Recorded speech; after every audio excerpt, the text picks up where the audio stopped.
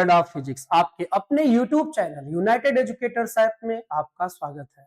चल रही वही आपकी पुरानी सीरीज जिसका नाम है न्यू सीरीज पेपर, यहीं से रहेगा 2025-2026 सीबीएसई यूपी बोर्ड। देखिए, हमने थोड़ा पैटर्न को चेंज किया है। आपके जैसा कि आप देख रहे हैं 6 चैप्टर तक आपके मतलब कि एक्सप्लेन वीडियो हो गए हैं विद एनसीईआरटी एग्जांपल्स, और हम जो साइड में पीवाईक्यू सॉल्व कर रहे थे उसके लिए थोड़ा तरीका चेंज कर रहे हैं। अब हम ये क्या करने जा रहे हैं आपका कि किसी भी ईयर के 3 सेट में से एक सेट हम सॉल्व करेंगे और रिमेनिंग 2 सेट आप खुद सॉल्व करके प्रैक्टिस करेंगे। अब आप जानते हैं एक ही ईयर में आए हुए तीनों सेट्स जो होते हैं पेपर के, उनका लेवल सेम होता है। एक पेपर हम सॉल्व कर दे रहे हैं, रिमेनिंग 2 आप सॉल्व करके प्रैक्टिस कर लेंगे, तो ऐसे चीजें आगे बढ़ती रहेंगी। अभी क्या है, जैसे हम पीवाईक्यू सॉल्व कर रहे हैं तो उसमें असर्शन, रीजन, केस बेस ये सब बहुत कम आ रहा है, ठीक है, तो जिससे आगे चल के प्रॉब्लम होगी आपको। पेपर ही सॉल्व करेंगे तो उसमें सारे क्वेश्चंस आएंगे ही जो पेपर में आते हैं। अब थोड़ा इंस्ट्रक्शन आपके लिए प्यारे, क्योंकि आप पहले साल 12th में हैं, हम कई साल से 12th में हैं, पास ही नहीं हो रहे हैं, इतने कमजोर स्टूडेंट, ठीक है। तो होता यह है कि हमें एक्सपीरियंस ज्यादा है आपसे। तो जैसे आप बोर्ड एग्जाम में जाते हैं तो आपको जब पेपर डिस्ट्रीब्यूट किया जाता है तो आपको पेपर को रीड करने का टाइम होता है 15 मिनट। कभी कभी कुछ बच्चे क्या करते हैं, उन 15 मिनट में वो एमसीक्यू वगैरह सॉल्व कर लेते हैं। क्यों? क्योंकि जैसे ही टीचर अलाउ करे लिखने के लिए तुरंत आंसर लिखना शुरू कर। लेकिन नहीं, आपको ऐसा नहीं करना है। आपको वो 15 मिनट जो है पेपर को रीड करने के लिए मिला है, आपको पेपर रीड ही करना है उसमें, और आपको पूरा पेपर रीड करके उसमें उन क्वेश्चन पर टिक कर देना है जिनके लिए आप कंफर्टेबल हैं, जिनको आप पढ़ते ही लग रहा है कि ऐसे ऐसे फार्मूला रखेंगे, ऐसे ऐसे आ जाएगा, तो उन पर आप टिक कर दीजिए। जिन क्वेश्चंस पे आपको थोड़ा भी डाउट है कि आंसर तक पहुंचेंगे कि नहीं पहुंचेंगे, उनको क्रॉस लगा दो। और जैसे ही टीचर राइटिंग स्टार्ट करने के लिए कहे तो आपको उन क्वेश्चंस के पीछे नहीं जाना है जिस पर आप डाउटफुल हैं, क्योंकि जिस पर डाउटफुल है यदि उस क्वेश्चन को अटेम्प्ट कर लिए, अब वो मान लो नहीं लगा तो आपका कॉन्फिडेंट लेवल डाउन हो जाएगा और आपके मन में मतलब ऐसी सिचुएशन डेवलप हो जाएगी, आते हुए क्वेश्चंस भी आपके गायब हो जाएंगे और वो भी आप सॉल्व नहीं कर पाएंगे। ऐसा अक्सर होता है, ठीक है। तो आते हुए क्वेश्चंस गायब हो जाएं, ये तो ज्यादा खतरनाक है। आपको क्या करना है, जिन क्वेश्चंस पे आप टिक किए थे, जहां आप खुद को कंफर्टेबल फील किए थे, जहां आपको आइडिया मिल गया था कि ऐसे ऐसे सॉल्व होगा, आंसर आ जाएगा, आप कॉन्फिडेंट थे, पहले उन क्वेश्चंस को सॉल्व कर लूंगा, ठीक है। अब वो कॉपी में लिख उठा, अब वो तो नंबर आपके कटने वाले हैं नहीं।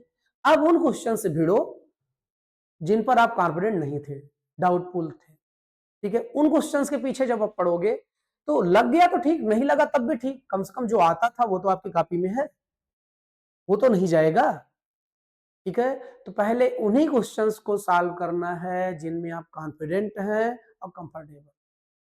जिन क्वेश्चंस में आपको लग रहा है कि माइंड पे जोर देना होगा, सोचना होगा, उन क्वेश्चंस को बाद के लिए छोड़ो। सीक्वेंस से कोई लेना देना नहीं है। कॉपी चेक करते समय बोर्ड एग्जाम में हर क्वेश्चन हर पेज पे ढूंढ ढूंढ के सॉल्व आपका देखा जाता है, ठीक है प्यारे। तो ज्यादा समय न लेते हुए आपका आगे बढ़ते हैं। अब आपके सामने क्वेश्चन दिख रहा है यहाँ पे, ये आपका 2025 के कंपार्टमेंट का फर्स्ट सेट है, ठीक है।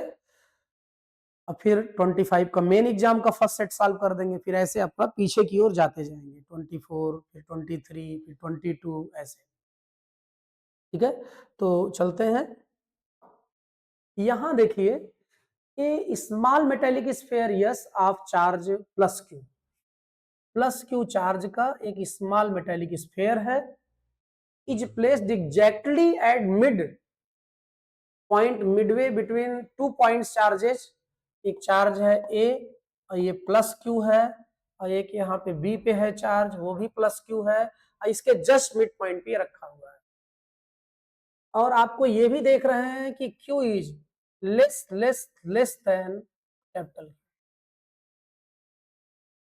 If the sphere is slightly displaced towards A and released, देखो भाई अभी क्या है, जैसे यहां पर जितना ये फोर्स लगा रहा है उतना ही फोर्स ये लगा रहा है।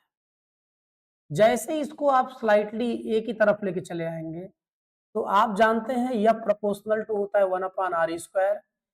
तो यहाँ पर r कम होने के कारण इसका इफेक्ट बढ़ जाएगा और इसका इफेक्ट कम हो जाएगा। ये हार जाएगा, ये जीत जाएगा, तो चार्ज इधर भागेगा। चार्ज इधर भागेगा तो ड्यू टू इनर्शिया यहाँ रुक नहीं पाएगा, इधर चला आएगा। इधर चला आएगा जब ये चार्ज, अब इधर के फोर्स का इफेक्ट कम हो जाएगा, इसका ज्यादा हो जाएगा और इसका कम हो जाएगा। अब फिर इधर आ जाएगा, मतलब ये मोशन शुरू हो जाएगा। तो यहाँ पर आपका ये वाला सही हो जाएगा, ये सी। कौन सा सही हो जाएगा? सी सही हो जाएगा।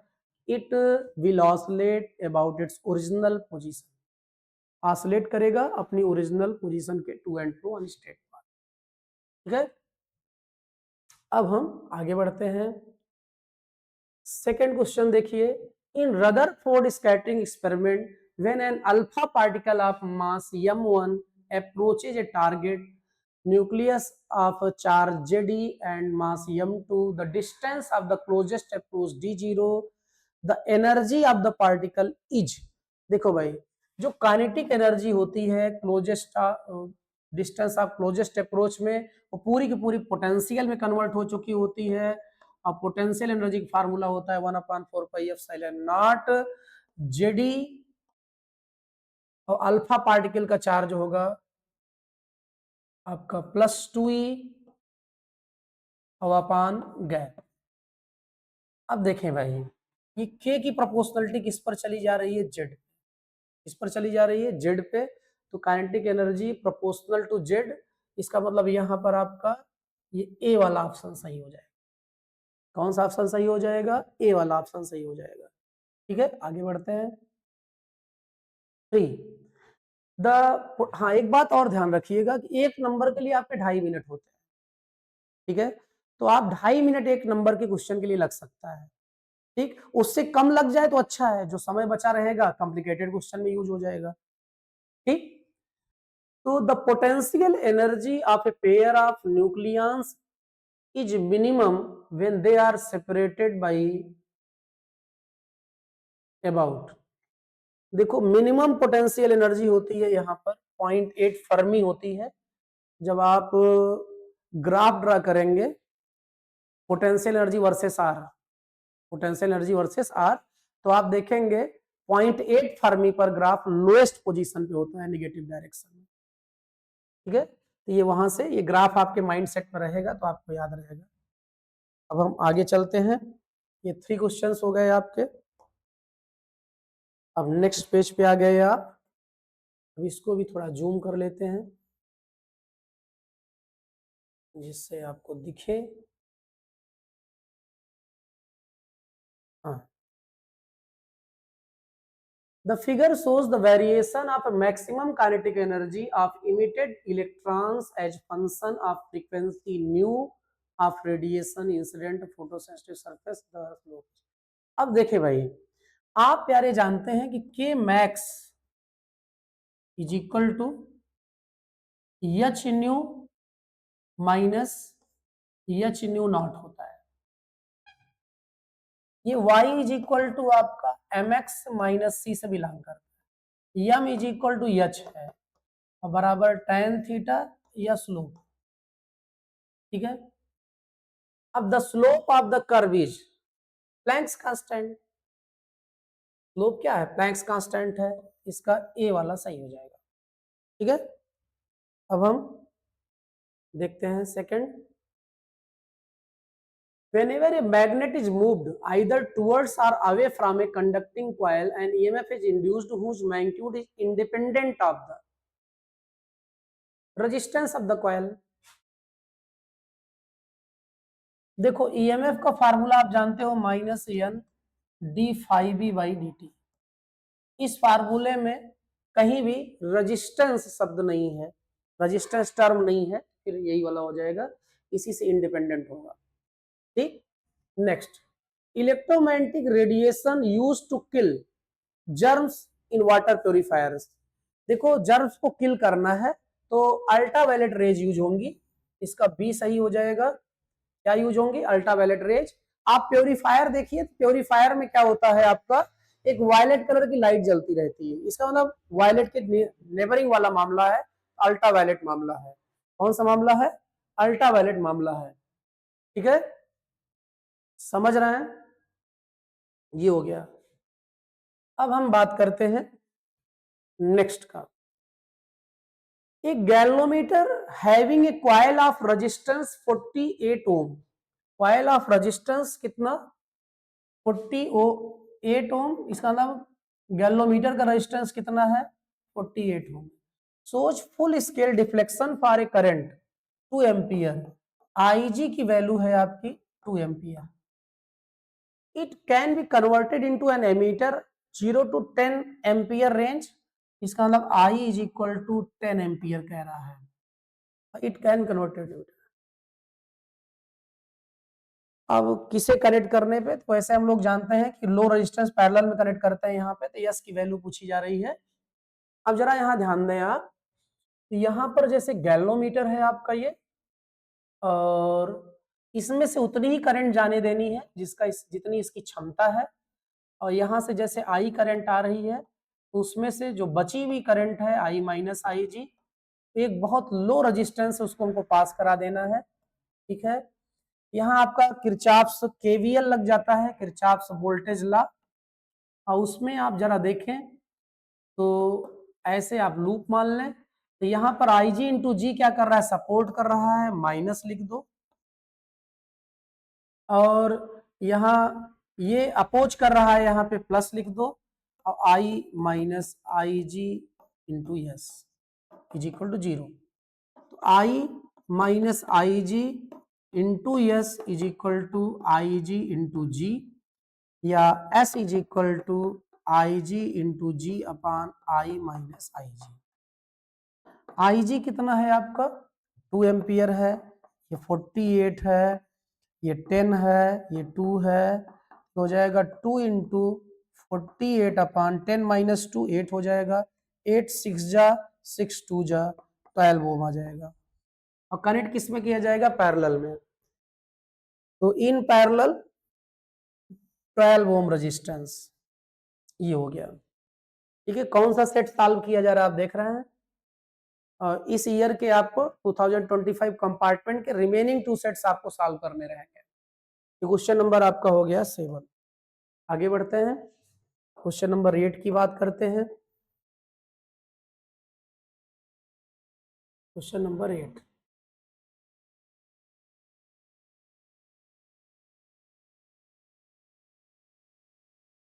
हाँ देखिए question number 8। A rectangular loop of area this is placed in magnetic field this, where B is in Tesla and T is in second. At t is equal to 1 second, the magnitude of induced EMF in the loop is, induced EMF पूछा जा रहा है। चले देखते हैं।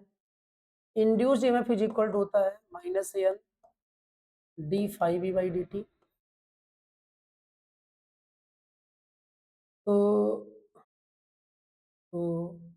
Minus N के place पे यहाँ 1 रहना है, D by D T of five E हो जाएगा आपका B dot A, B dot A. पहले बी डॉट ए निकाल लें। तो बी आप देख रहे हैं कितना है? कितना है भाई? 4t² 4t² और प्लस 2, इतना आई कैप है। और ए कितना है? ए है आपका आई कैप प्लस √3 जे कैप इंटू 10⁻⁻² मीटर स्क्वायर, यहाँ टेस्ला था। अब बी डॉट ए चाहिए। आई का कोफिशिएंट मल्टीप्लाई हो जाता है, और जे का, तो यहाँ जे वाला है ही नहीं है, तो जे वाला टर्म 0 हो जाएगा। आई आप हो जाएगा, यहाँ से आ जाएगा आपका 4t² प्लस 2, और यहाँ से आ जाएगा आपका 10⁻⁻², क्योंकि 10⁻⁻² तो मल्टीपल में है, वो लिख ही दिया जाएगा पहले ही। अब यहाँ आई और आई मल्टीप्लाई होगा, आई डॉट आई वन हो जाएगा, आई एच लिख उठेगी, और जे का टर्म है ही नहीं है तो उधर जीरो जे माना जा सकता है तो जीरो आ जाएगा। देखो डॉट प्रोडक्ट में क्या होता है, आई आई का कोफिशिएंट, जे का कोफिशिएंट, के का कोफिशिएंट मल्टीप्लाई होता है, और जो कोफिशिएंट एब्सेंट है तो वो जीरो हो जाया करेगा। ठीक है, ये आ गया। तो अब आपको क्या चाहिए, अब इसको आपको डिफरेंशिएट करना है, डी बाई डी टी भी कर दो इसी, यहां भी डी बाई डी टी हो जाएगा, डी बाई डी टी करेंगे, इसका डिफरेंशिएशन जीरो हो जाएगा, और इसका आ जाएगा 4 2 जा 8t, 8t into 10 to power minus 2, 10 to power minus 2। अब यहां देखा जाए आपका तो E इज इक्वल टू हो जाएगा आपका 8t t की पावर 10 की पावर माइनस 2। यहाँ टाइम दिया गया है, t की प्लेस पे 1 लिख देंगे तो 8 आ जाएगा, 8 इंटू 10 पावर माइनस 2। इसे आप लिख सकते हैं 80 इंटू 10 पावर माइनस 3, और 80 मिली लिख सकते हैं तो मिली वोल्ट। ये आपका ए वाला सही हो जाएगा, 80 milli volt, 80 milli volt.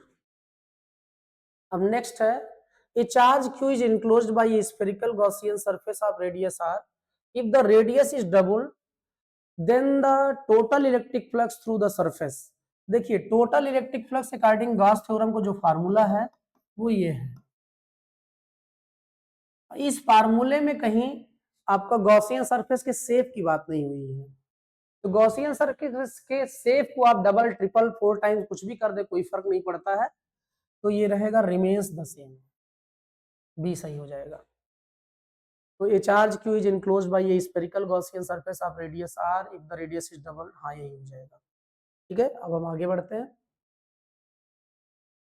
The average value of voltage of 220 volt AC means during its positive half cycle will be, positive half cycle will be। देखो जो आपका V मीन आया था फॉर हाफ साइकिल वो आया था 2I0 upon pi, 2I0 upon pi solve किए थे आप लोग, यही आया था, और 2V0 अपॉन पाई,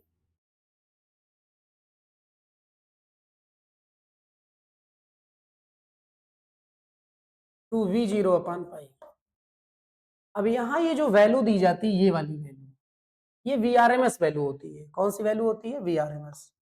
आप जानते हैं VRMS root mean square value is equal to होता है V0 by root two, V0 by root to.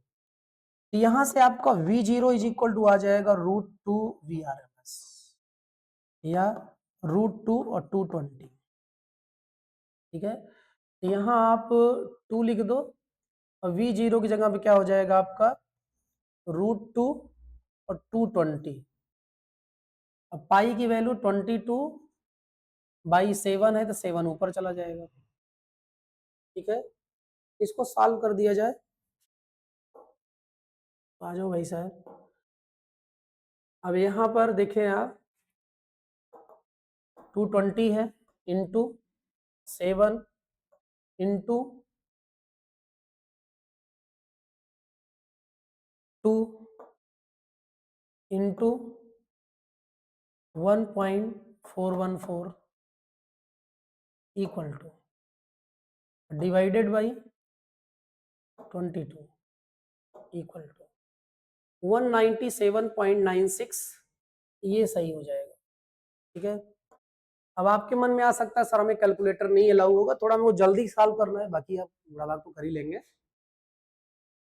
तो भाई आप ये 2 से हो जाएगा 11 आपका, 11 से ये हो जाएगा आपका 20, ये हो जाएगा आपका 140 और गुड़े लगभग ये आपका अप्रॉक्स 1.5 रहेगा आपका, तो 1.5 क्या 1.414, ये सॉल्व भी कर लेंगे अब आप, ये आ जाएगा आपका।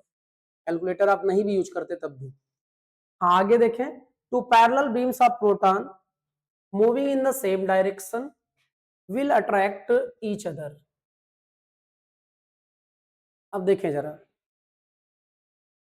अब ये कह रहे हैं कि दो प्रोटॉन है, प्रोटॉन की बीम है सेम डायरेक्शन में, प्रोटॉन पॉजिटिव चार्ज है, पॉजिटिव चार्ज इधर चलेगा, करंट भी उधर ही होगी, करंट ये हो गई।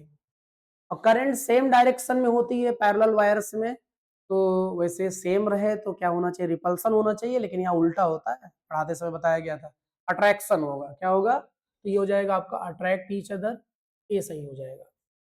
ठीक है, अब यहाँ देखिए कह रहा है 12th में आपका which of the following assumption has been used to obtain the relation Vs upon Vp Ns upon Np। तो the resistance of the primary coil is, नहीं होगा ये, the same flux linked both primary and secondary, हाँ ये होगा, ये होगा। तो जब ये आप डेरिवेशन कर रहे होते हैं तो इसमें आप दोनों कॉइल में लिंक्ड फ्लक्स को क्या मानते हैं, सेम मान के चलते हैं, और तब ये आपका रिजल्ट आता है, तो इसका मतलब यही होगा। ठीक, तो अब चलते हैं नेक्स्ट में।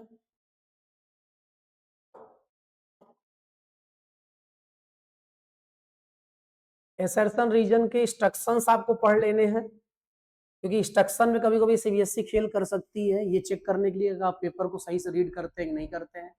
केवल उनको क्रम को चेंज कर देना है, या इसमें कोई एक आध टर्म और बढ़ा देना है, इंस्ट्रक्शंस को पढ़ के ही सॉल्व करना है, ओवर कॉन्फिडेंट नहीं होना है कि दोनों सही एक्सप्लेनेशन सही ए होता है, दोनों सही एक्सप्लेनेशन रॉन्ग बी होता है, एक सही दूसरा गलत सी होता है, दोनों गलत डी होता है, जनरली ऐसा होता है।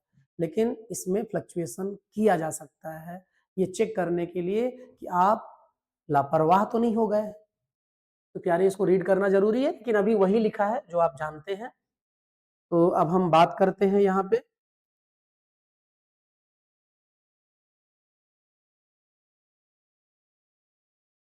13,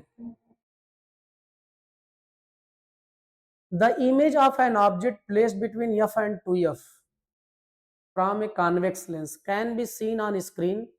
देखो भाई, एफ और सी के बीच में यदि ऑब्जेक्ट नहीं है, फोकस और ऑप्टिक सेंटर के बीच में ऑब्जेक्ट नहीं है, तो इमेज रियल बनेगी, रियल इमेज स्क्रीन पे आप देख सकते हैं। तो इसका मतलब यहाँ एफ और सी के बीच की बात ही नहीं हो रही है, तो स्क्रीन पे बनेगा इमेज। और नहीं नहीं, ये कौन सा क्वेश्चन पढ़ने लगे भाई, अभी ये पढ़ना है आपको। Electrostatic force is conservative force, हाँ सही है, कंजर्वेटिव फोर्स है। In an electrostatic field the work done between 2 points per unit positive charge depends on the path, ये रॉन्ग है। तो पहला सही दूसरा गलत, तो 13 का सी सही होगा। क्या सही होगा, सी। अब यहाँ पे आए, the image of an object placed between f and 2f from A convex lens, convex lens है, एफ और सी के बीच में यदि ऑब्जेक्ट नहीं है तो इमेज रियल बनेगा, रियल स्क्रीन पे बन सकता है। ठीक है, तो can be seen on screen यहाँ तक सही है।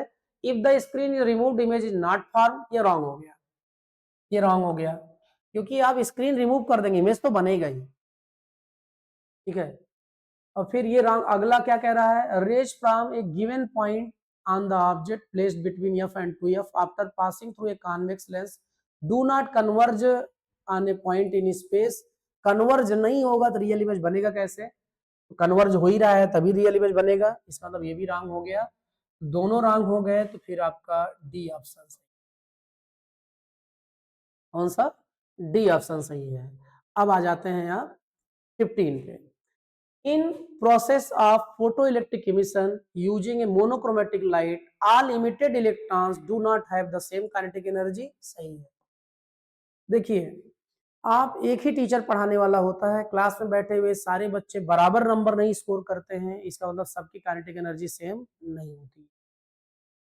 अब यहाँ है, if radiation falling on a photosensitive surface consists of different wavelength, the energy of the emitted photoelectrons by absorbing photons of the different wavelength shall be different. Yes, that's correct.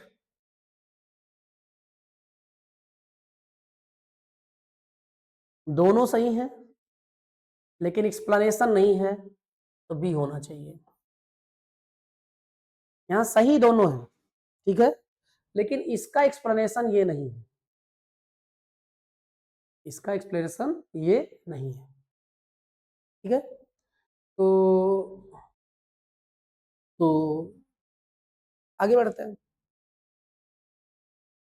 Next, the electrical conductivity of a pure gallium crystal increases with increase in its temperature. देखें actually जो है, जो हम लोग resistance की बात करते हैं, कंडक्टिविटी कह रहे हैं, हम लोग R इज इक्वल टू जानते हैं आपका रो एल अपान ये होता है। अब R बराबर ये भी जानते हैं एम एल अपान यानी स्क्वायर टाउ और ए होता है। एल और ए को छोड़ दिया जाए तो यही इसका मतलब रो है। यहाँ कंडक्टिविटी की बात कर रहे हैं, कंडक्टिविटी जो है आपका होता है 1 अपान रो, ये हो जाएगा आपका यानी स्क्वायर टाउ अपान एम। अब जब टेम्परेचर बढ़ता है, ठीक है, सेमीकंडक्टर टेम्परेचर बढ़ता है तो यहाँ बॉन्ड टूटता है। बॉन्ड जब टूटता है तो अवेलेबिलिटी जो है इलेक्ट्रॉन्स की कंडक्शन बैंड में बढ़ती है, तो इसका मतलब ये बढ़ेगा टेम्परेचर बढ़ने पे, तो आपका कंडक्टिविटी बढ़ेगी। तो टेम्परेचर के बढ़ने पर कंडक्टिविटी बढ़ेगी और टेम्परेचर के घटने पर कंडक्टिविटी कम होगी।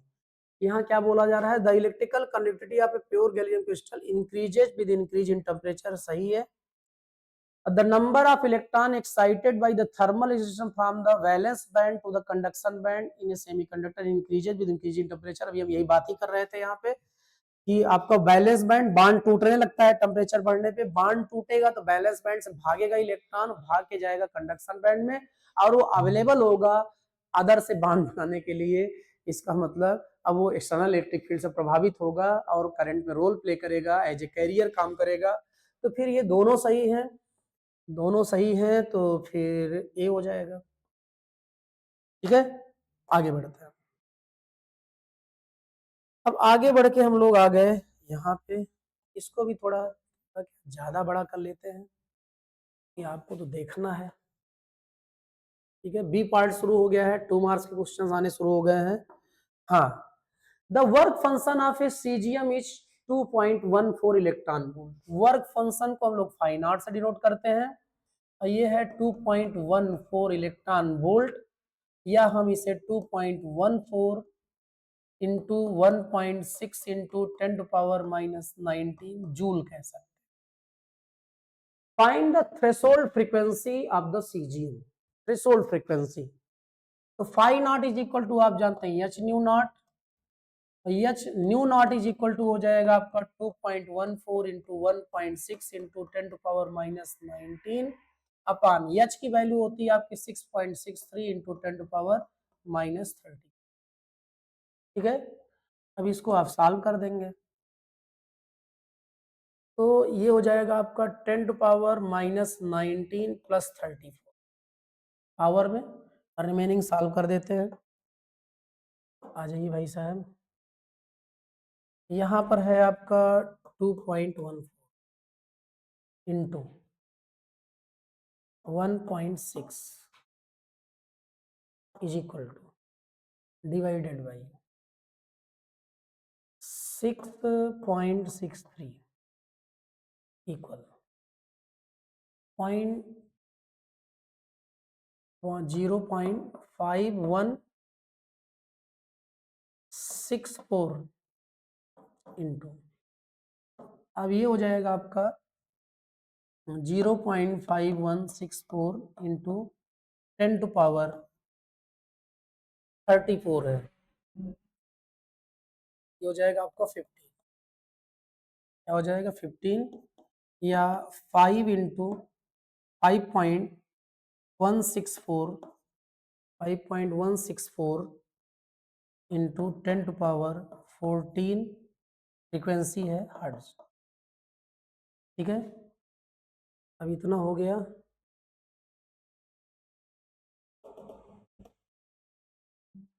जरा देखिए आगे, पहले ये पहला आंसर हो गया, यही आपका क्या हो जाएगा आंसर हो जाएगा। Find the wavelength of the incident light if the photo current is brought to zero by stopping potential 0.86। Stopping potential मतलब V नॉट दिया गया है, और 0.86 वोल्ट दिया गया है। आप जानते हैं कि मैक्स इज इक्वल टू और H nu minus pi not के मैक्स हो जाएगा आपका ईवी नॉट। एच ये इंसिडेंट फ्रीक्वेंसी है, इसको आप सी बाई लेमडा ले लेंगे, इंसिडेंट वेवलेंथ हो जाएगा, माइनस ये हो जाएगा आपका, और यहां से आ जाएगा आपका s c by lambda is equal to, ये हो जाएगा आपका e v naught plus phi naught, या आपका लेमडा इज इक्वल टू हो जाएगा h c upon e v naught plus phi naught h कितना है आपका 6.630 इंटू 10⁻⁻34। सी कितना है आपका 3 इंटू 10⁸ ये हो गया। ई है आपका 1.6 इंटू 10⁻⁻19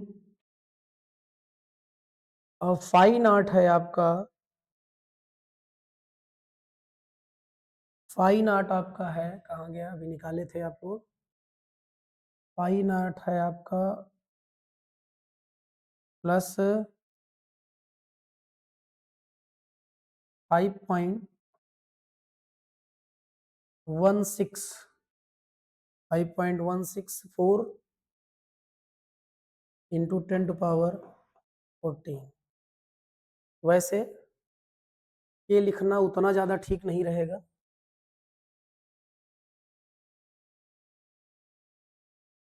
देखो लेमडा इज इक्वल टू आपको एच है तो एच आपका लिखो 6.63 इंटू 10⁻⁻34 और सी की प्लेस पे लिखो आप 3 इंटू 10⁸ और ई 1.6 इंटू 10⁻⁻19।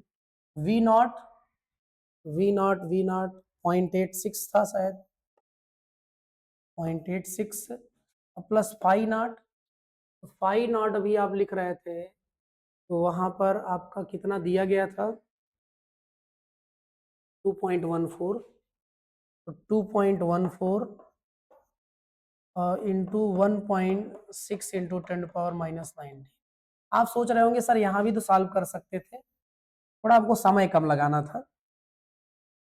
अब जरा देखो यहाँ पे आप, ये आपका 6.63 इंटू 10⁻³ इंटू 10⁸ अपान 1.6 इंटू 10⁻⁻19 कॉमन है, बचा क्या आपका, बचा फिर 2.14 और प्लस 0.86, ये 3 आ जाएगा, 3 से 3 कैंसिल हो जाएगा, 3 से 3 क्या हो जाएगा, कैंसिल हो जाएगा। अब आपका 6.63 अपान 1.6 बचा यहाँ से, और ये हो गया आपका 10⁻⁻34 प्लस 8, ये ऊपर जाएगा तो ये हो जाएगा -90, तो 19 और 8 27 हो जाएगा, 2734 10⁻7 इंटू, अब यहाँ पर आपकी व्यवस्था ही है 6.63 डिवाइडेड बाई 1.6 इक्वल टू क्या आ गया आपका 4.143, इतना वेवलेंथ है तो मीटर, ठीक है। तो वेवलेंथ वैसे इतना कहाँ से आएगी, हाँ माइनस में आया है, वही वेवलेंथ इतना कहाँ से आएगी, तो ये बेटा आपका सेकंड आंसर हो जाएगा ये वाला, ठीक है। यहाँ देखिएगा ये आपका प्लस था, रिजल्ट माइनस में आता क्योंकि माइनस वाला बड़ा था, ठीक। ये आपका क्वेश्चन सॉल्व हुआ, ये 17 सॉल्व हुआ, 18 पे आ गए हम आप। A plano convex lens of refractive index μ1 is placed coaxially in, अब देखें जरा, अब यहां पर एक आपका ये लेंस है और दूसरा लेंस आपका ये है। यहाँ इस वाले सरफेस की रेडियस जो होगी वो इनफाइनाइट होगी, क्योंकि प्लेन सरफेस तभी होता है जब रेडियस इनफाइनाइट हो, और इस सरफेस की रेडियस जो होगी वो माइनस आर हो जाएगी, क्योंकि यहाँ radius of curvature of each क्या बोला जा रहा है, आर है। और यहाँ जब R1 लिखेंगे इस वाले में माइनस आर हो जाएगा, और R2 लिखेंगे वो आपका प्लस आर हो जाएगा। इसका रिफ्रैक्टिव इंडेक्स आपका μ1 है और यहाँ क्या है, μ2। ठीक, आपसे क्या पूछा जा रहा है, obtain the expression for the focal length of the combined lens। तो पहले फोकल लेंथ, तो फोकल लेंथ के लिए हम लोग चलते हैं, सॉल्व करते हैं। फोकल लेंथ का फार्मूला आप पढ़े हैं, 1/f is equal to n minus 1 1/r1 minus 1/r2। ठीक है, और यहाँ जब हम बात करेंगे इस वाले लेंस की 1/f1, रिफ्रैक्टिव इंडेक्स μ1 लिख उठेगा -1, 1/r1 यहाँ पे कितना है, इनफाइनाइट है, -r2 कितना है, -r है, ये वैल्यू रख दोगे यहाँ पे आप, तो ये हो जाएगा प्यारे आपका 1/f1 is equal to minus minus plus हो जाएगा आपका μ1 माइनस अपान ये r हो जाएगा, ये 1/f1 की वैल्यू आ जाएगी, इसकी वैल्यू आ जाएगी 1/f1। अब इसकी बात किया जाए तो 1/f2 इज इक्वल टू हो जाएगा आपका μ2 माइनस 1, क्योंकि यहाँ रिफ्रैक्टिव इंडेक्स μ2 है, μ2 माइनस 1 हो जाएगा, और 1/r1 यहाँ माइनस है तो माइनस r हो जाएगा, और फिर माइनस 1/r2 कितना है यहाँ पे प्लस r है, प्लस r हो जाएगा।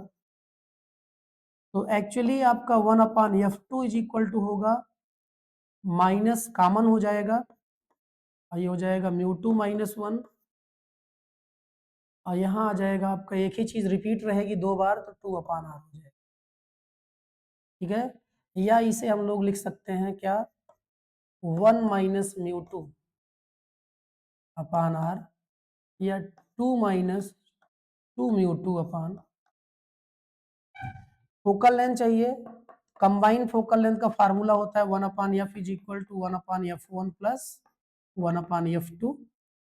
1/f1 की वैल्यू आपकी है, कहाँ गया, μ1 माइनस 1/r, और यहाँ वैल्यू है आपकी 2 minus 2μ2 upon r, LCM 1/f is equal to LCM R ही हो जाएगा, यहाँ पे -1 प्लस 2 1 आ जाएगा, ये हो जाएगा μ1 प्लस 1 माइनस 2μ2। अब फोकल लेंथ इन्वर्ट करना पड़ेगा, आ जाएगा r अपान μ1 प्लस 1 माइनस 2μ2, यही आपका रिक्वायर्ड आंसर हो जाएगा। ठीक है, तो ध्यान देंगे, प्लेनो कॉन्वेक्स था लेंस, रिफ्रैक्टिव इंडेक्स है, और placed coaxially contact with bi concave lens, एक बाई कॉनकेव लेंस है और एक प्लेनो कॉन्वेक्स लेंस है, दोनों कंबाइंड है, उसका रिफ्रैक्टिव μ2 है, फिर सबका रेडियस ऑफ कर्वेचर r था, कंबाइंड फोकल लेंथ निकालना था, आप निकाल लिए, वही रिजल्ट होगा जो लिखा है वहां पे। ठीक प्यारे, आगे बढ़ते हैं, आगे अब इसी का r part, a convex lens is kept coaxially on the left side of a concave mirror, थोड़ा इसको हमारे ख्याल से मतलब बड़ा कर दें,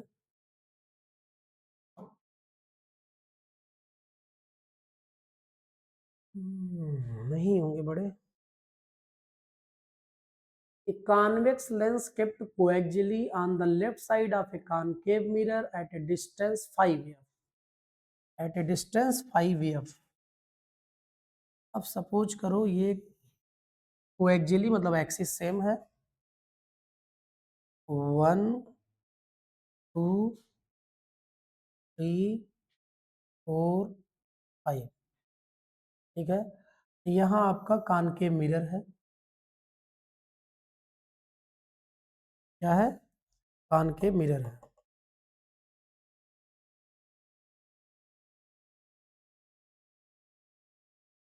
कॉनकेव मिरर, और इससे 5 एफ डिस्टेंस पर एक कॉन्वेक्स लेंस है। ठीक है, अब इसका सेंटर ऑफ कर्वेचर यहाँ होगा, फोकस यहाँ होगा इसका मिरर का, और ये फोकस होगा आपका लेंस का। इसका फोकस होगा लेंस का। यहाँ एफ एल लिख दे रहा है, और ये आपका ट्वाइस ऑफ एफ एल। ठीक है, अब आगे क्या कह रहे हैं? ये हो गया convex lens kept coaxially on the left side of a concave mirror at a distance 5 F from it, where F is the focal length of each of them. दोनों की फोकल लेंथ क्या है? एफ है। And object is kept at a distance of 2 F on the left side. Object को 2 F रखा गया है on the left side. इसका मतलब ऑब्जेक्ट यहां रखा गया है 2 एफ पे। ठीक, तो ये भी आप लिख चुके हैं। Where I draw the ray diagram showing the formation of the image by the combination of find the distance of the final image from the mirror। देखें, पहले तो इस रे को आप चलने दीजिए। रे चली पैरेलल टू प्रिंसिपल एक्सिस, और चली गई कहाँ से? फोकस से। और दूसरी कहाँ से आई? ऑप्टिक सेंटर से। इंटरसेक्शन हुआ, इमेज 2f2 बन गया। वैसे भी हमको पता था कि 2f पर ऑब्जेक्ट है तो 2f पर ही इमेज बनेगा। ठीक है, अब यहां से रे चली पैरेलल टू प्रिंसिपल एक्सिस, कहाँ से चली जाएगी? फोकस से चली जाएगी। और दूसरी रे चली कहाँ से? ऑप्टिक सेंटर से, वो सेंटर ऑफ कर्वेचर से। जैसे गई वैसे लौट आई, यहाँ इंटरसेक्शन हुआ, ये इमेज बन गया। ठीक है, तो ये आपका ऑब्जेक्ट था यहाँ पे, और यहाँ आपका इमेज बन गया। इमेज फॉर्मेशन हो गया। इमेज बनाने के लिए कह रहा था find the distance of the final image from the mirror. Mirror से फाइनल इमेज की डिस्टेंस पूछ रहा है। अब जरा देखो, जो लेंस का इमेज था, लेंस का इमेज वो मिरर का ऑब्जेक्ट है। और ये कितनी दूर है मिरर से? F F F 3 F. इसका मतलब u इज इक्वल टू है -3 F for mirror. v you have to find out. F हो जाएगा यहाँ पे -f। क्यों? कॉनकेव मिरर का फोकल लेंथ नेगेटिव होता है। अब मिरर फार्मूला आप लगा देंगे, 1/v plus 1/u is equal to 1/f। तो 1/v प्लस 1/u, u है आपका -3f, u है आपका -f। ये आ जाएगा प्यारे आपका 1/v इज इक्वल टू, ये उधर जाएगा प्लस हो जाएगा 1/3f माइनस 1/f। फिर आपका एलसीएम हो जाएगा 3f। 3f से डिवाइड करेंगे तो 1 ही आ जाएगा। f से डिवाइड करेंगे इसमें तो आ जाएगा 3 आपका, यहाँ 3 हो जाएगा। तो 1/v इज इक्वल टू हो जाएगा आपका -2/3f। implies that v is equal to हो जाएगा आपका 3f/-2 या 1.5f, और निगेटिव में तो आंसर हो जाएगा आपका -1.5f आंसर। या आप कह सकते हैं कि 1.5f डिस्टेंस पे कॉनकेव मिरर के पोल से लेफ्ट साइड आंसर में। ठीक है, तो ये भी आपका सॉल्व हो गया। सिंपल क्वेश्चंस आते हैं, आप लोग बेकार में शोर करते हैं कि बोर्ड में क्वेश्चंस टफ आते हैं। अब आप इतना शोर करते हैं तो कभी कभी सीबीएसई वाले सोचते हैं कि हमारी बेइज्जती हो रही है, वो टफ दे ही देते हैं। अब the figure shows a network of resistors connected across a battery. Find the current supplied by the battery of 5 volt, EMF and internal resistance. Internal resistance आप जानते हैं वो बगल ही लगता है, तो यहाँ हो जाएगा आपका 2/3 ओम, लगा दो यहाँ पे। अब देखें आपको 5 रजिस्टेंस दिख रहा है, 5 रजिस्टेंस जब भी दिखे और सीरीज पैरेलल आप कंफर्म ना कर पा रहे हो, बीट स्टोन ढूंढो। क्या ढूंढो? Beat stone. अब इसको मान लो आप P है, इसको मान लो आप Q है, इसको मान लो आप R है, इसको मान लो S है। अब आप P अपान Q निकालो। P अपान Q आप देख रहे हैं 8 ओम अपान 2 ओम, आ गया 4। R अपान S निकालो। R है आपका 4 ओम और S है आपका 1 ओम, ये भी आ गया 4। That means P upon Q बराबर हो गया R अपान S। और ऐसा होने का मतलब ये है कि यहाँ करंट नहीं जाएगी, यहाँ करंट 0 हो जाएगी, क्योंकि बैलेंस कंडीशन है। बैलेंस कंडीशन में बी और डी का पोटेंशियल सेम हो जाता है, और इस वाले आर में करंट ही नहीं जाती। यहाँ करंट नहीं जाएगी, तब यहाँ से जो भी करंट चलेगी आपकी, यहाँ से मान लो आई करंट चली, वो यहाँ जाके I1 हो जाएगी, यहाँ जाके I2 हो जाएगी, फिर I1 इसमें भी जाएगा, I1 इसमें भी जाएगा, और I2 इसमें गया तो I2 इसमें भी गया, फिर दोनों मिलके फिर से आई हो जाएंगे। एक ही करंट जाए तो सीरीज है, तो ये आपकी सर्किट सॉल्व होके ये अगली सर्किट बन जाएगी 8 और 2 आपका ये 10 ओम हो गया सीरीज कॉम्बिनेशन के कारण, और यहाँ 4 और 1 ये आपका 5 ओम हो गया, ठीक। और यहाँ आपका सेल या बैटरी, इंटरनल रेजिस्टेंस 2/3 ओम और 5 वोल्ट। अब ये दोनों आपको किस में दिख रहे हैं? ये दोनों आपको पैरेलल दिख रहे हैं, तो पैरेलल में क्या फार्मूला चलता है? हाँ, 1/r is equal to 1/10 plus 1/5, LCM 10 तो 1 और 5/10 10/5 2, 2 यहाँ मल्टीप्लाई होगा 2 आ जाएगा, 3/10 r इज इक्वल टू आ जाएगा आपका 10/3। तब इक्विवेलेंट रेजिस्टेंस हो गया आपका 10/3 ओम, और यहाँ आपकी सेल या बैटरी, यहाँ आपका 2/3 ओम, ठीक है। अब ये आपका सीरीज में दिख रहा है, सीरीज में आप जानते हैं क्या चलता है? R1 प्लस R2 चलता है। R1 है आपका 10/3, R2 है आपका 2/3, हो जाएगा आपका 12/3, या जाएगा 4 ओम। अभी आपकी नई सर्किट बन गई, यहाँ 4 ओम लिखा रहेगा, यहाँ आपका 5 वोल्ट लिखा रहेगा। अब आपसे करंट पूछी जा रही है, तो करंट इज इक्वल टू हो जाएगा आपका V/R, तो 5/4 that is 1.25 ampere, side will be answer. कुछ नहीं करना है, 5 रेजिस्टेंस है, पहले आपको ये चेक करना है बीट स्टोन तो नहीं है। बीट स्टोन इक्विलिब्रियम निकल आया, तो इसका मतलब यहाँ करंट नहीं जाएगी। अभी दोनों सीरीज हो गए, सॉल्व कर लिए। सीरीज से यहाँ आपका 10 आ गया, यहाँ सीरीज से क्या आ गया 5 आ गया, फिर आपस में पैरेलल हो गए, पैरेलल सॉल्व कर लिए तो 10/3 आ गया, फिर ये दोनों आपस में सीरीज हो गए, सीरीज सॉल्व कर लिए आ गया, इक्विवेलेंट रेजिस्टेंस पता चल गया, वोल्टेज पता ही था, और एक ओम्स लॉ को आप अप्लाई कर देंगे यहाँ पर, वोल्टेज में आप रेजिस्टेंस से डिवाइड कर देंगे, करंट आ जाएगी, करंट आ गई, ये आंसर हो जाएगा। अगले क्वेश्चन में चलते हैं। कह रहा है with the help of A circuit diagram describe the method to obtain PN junction diode characteristic when it is forward biased. Draw the shape of the characteristic.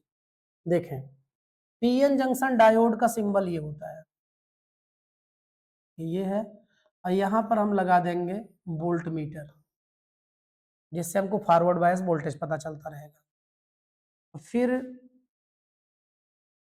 ये हो गया। अब जो है आपका यहाँ पर हम लगा देंगे मिली एमीटर, जो हमको फॉरवर्ड बायस करंट बताएगा। क्या बताएगा? और यही reverse bias characteristic curve draw करना होता तो यहाँ माइक्रो एमीटर लगाते, क्योंकि रिवर्स बायस में करंट कम होती है, तो कम करंट मेजर करने वाला एमीटर होना चाहिए। और यहाँ आपका ये p टाइप है, ये आपका n टाइप है। p आपका प्लस से होना चाहिए तो प्लस से कर दिए, n आपका किससे होना चाहिए, माइनस से होना चाहिए तो माइनस से कर दिए, ठीक है। और यहाँ एरो लगाने का मतलब है वेरिएबल, तो आप इसको जब यहाँ वोल्टेज वेरी करेंगे तो फॉरवर्ड बायस वोल्टेज बदलेगा और करस्पॉन्डिंग करंट बदलेगी, और डिफरेंट डिफरेंट वी के लिए डिफरेंट डिफरेंट आई मिलेगा, और आप ग्राफ ड्रा कर देंगे, ठीक है। ये तो सर्किट हो गई। और फिर क्या कह रहा है, with the help of describe, describe करने के लिए कह रहा है, तो आप यहाँ लिख देंगे कि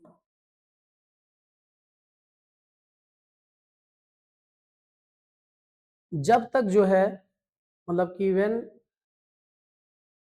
if applied forward bias voltage is less than barrier voltage, then only minority carrier takes part in flow of current, hence current will be very minute or negligible.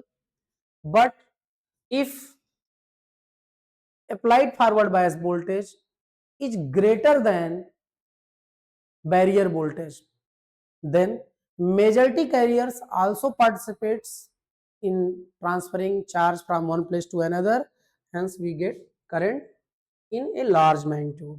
ये चीज आप यहाँ लिख देंगे, हम यहाँ लिख नहीं रहे हैं, एक बार फिर से रिपीट कर देंगे। ये आपका वोल्टेज लाइन होगी, ये आपकी फॉरवर्ड बायस करंट लाइन होगी, ये मिली एम्पियर में मामला होगा। और यहाँ पर यदि जर्मेनियम है तो 3 वोल्ट 0.3 वोल्ट से ग्राफ उठ जाएगा ऊपर, ठीक है। और यदि सिलिकॉन है, सिलिकॉन से बना हुआ डायोड है, ये 0.7 वोल्ट से जाके ग्राफ तेजी से उठ जाएगा, ठीक। जर्मेनियम के लिए बैरियर वोल्टेज कितना होता है, 0.3 वोल्ट होता है, और सिलिकॉन से बने हुए डायोड के लिए कितना होता है, 0.7 वोल्ट होता है, ठीक है। तो यहाँ एक बार फिर से रिपीट कर दे रहे हैं, क्या आप लिखेंगे, if applied forward bias voltage is less than 0.3 less than barrier voltage, then only minority carrier takes part in flowing charge from one place to another, in flowing current. That means current will be very minute or negligible. But if applied forward bias voltage is greater than barrier voltage, then majority carrier also takes part in flow of current. That means there will be a effective current, या current rapidly आपकी increase होना शुरू हो जाएगी, ठीक है। तो ये आपका हो गया क्वेश्चन नंबर 20, ठीक। यहाँ स्टेटमेंट लिख लेंगे भाई, ये लिखेंगे तभी नंबर मिलेगा जो आप बोल रहे हैं, हम लिखने नहीं जा रहे हैं, क्योंकि मुझ जैसा आलसी इंसान मैं ही हूँ, दूसरा कोई नहीं है। यहाँ ग्राफ ड्रा था, अच्छा उंडो कर दे,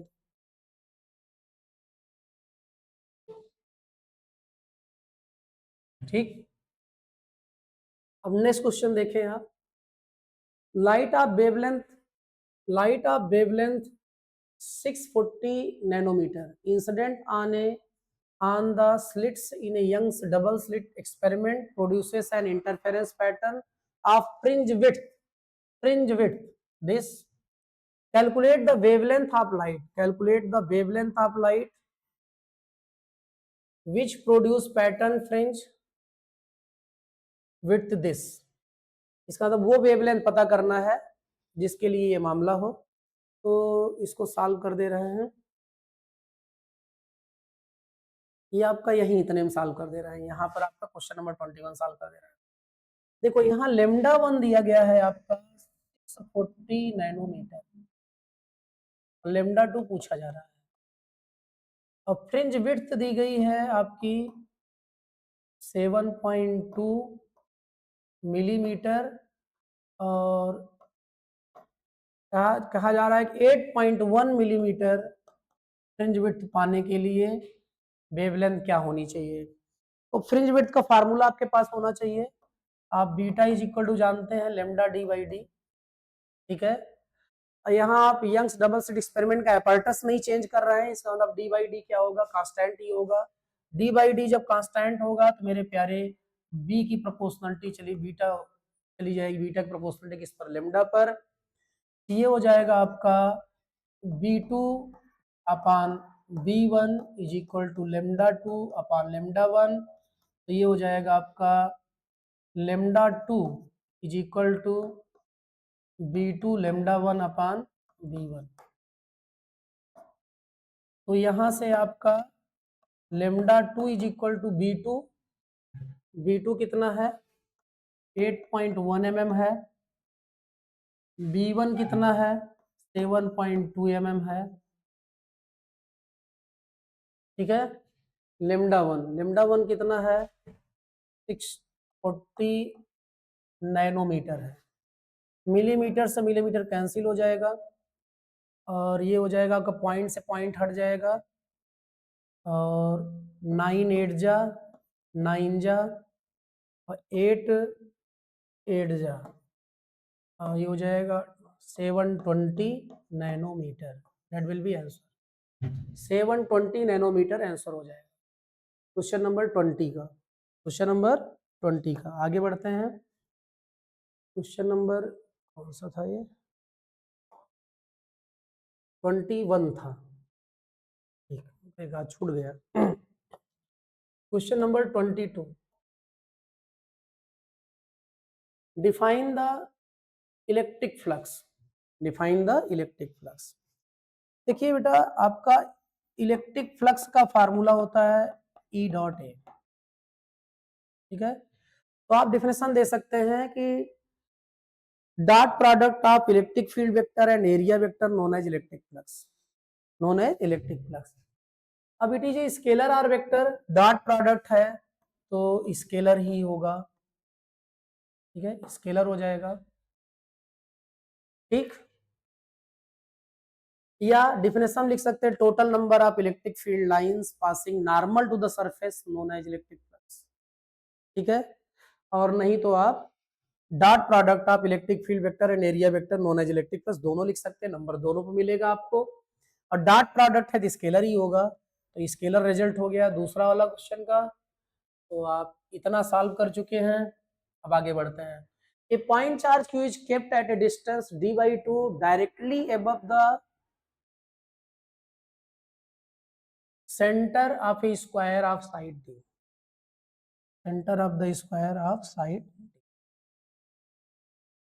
साइड डी का एक स्क्वायर है जिसके सेंटर से और d/2 हाइट पर एक चार्ज रखा गया है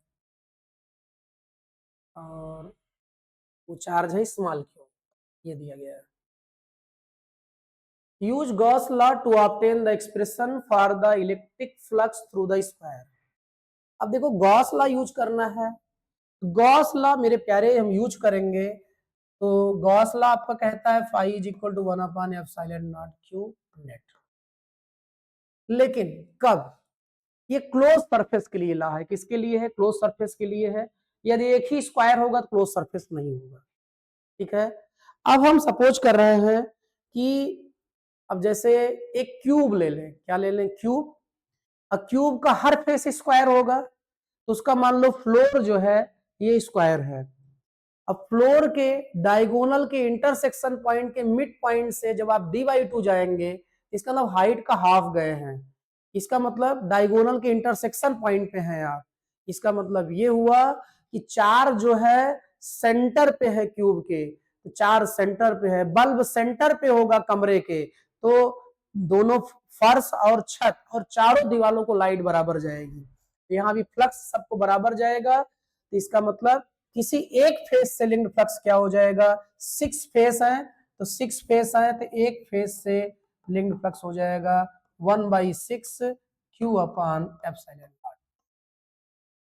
ठीक है। ये आपको यहाँ लिखना होगा। As we know that Gauss law is for closed surface, that means you have to imagine a cube having faces have same side as this given square, ठीक है। और उस स्क्वायर के मिड पॉइंट से d/2 एबव जा रहे हैं, that means location of charge is the intersection of diagonal of cube, that means this charge distributed flux to all faces equally, and there are 6 faces. That means part of one phase will be 1 by 6, 1 by 6 of net q by epsilon not हो गया। ठीक है, इतना लिख देंगे तभी मामला सही बनेगा। अब क्या कह रहे हैं, if the point charge is now move to point at a distance d, जो आपका d/2 था वो d चला गया, और फिर स्क्वायर की साइड को क्या कर दिया गया, डबल कर दिया गया। इसका मतलब अब भी q भी रहेगा आपका, क्योंकि पहले d थी साइड, अब 2d हो जाएगी। अब भी चार्ज सेंटर पे रहेगा, अब भी फ्लक्स उतना ही रहेगा, क्योंकि गॉसियन सरफेस की शेप या साइज घटे बढ़े कोई फर्क नहीं पड़ता है। ये बात आप लिख देंगे। तो यहां लिख देंगे in this situation charge will be at intersection point of diagonals of cube. That means flux through this charge will be equally distributed to all faces of the cube, and part of one phase will be 1 by 6. There will be no change in answer because flux does not depends on size or shape of Gaussian surface. ठीक है, ये हो जाएगा आपका 22। आगे बढ़ते हैं, आगे 23 ये बड़ा किया जाए इसको पहले। 23 depict the variation of electric field magnetic field in A electromagnetic wave.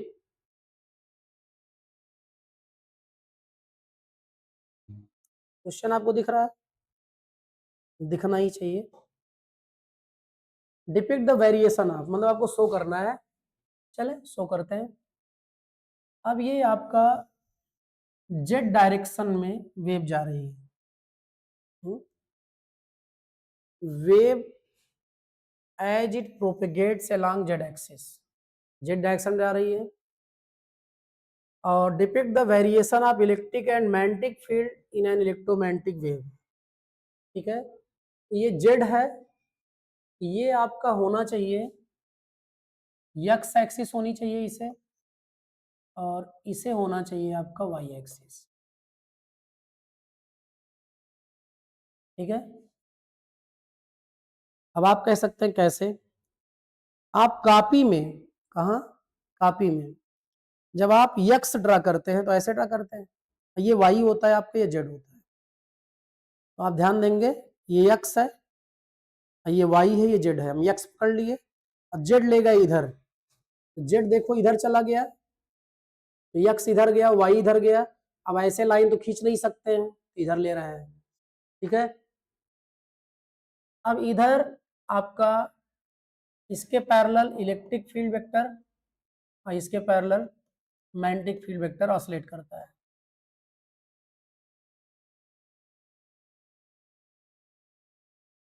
ठीक,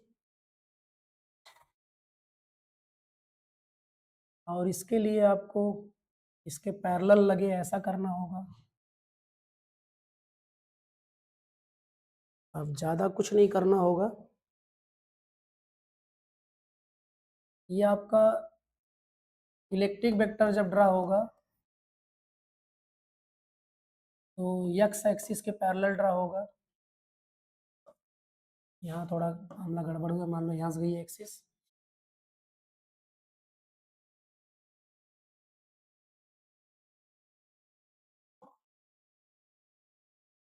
ये इलेक्ट्रिक वेक्टर है। ठीक है, और ये आपका मैग्नेटिक वेक्टर है।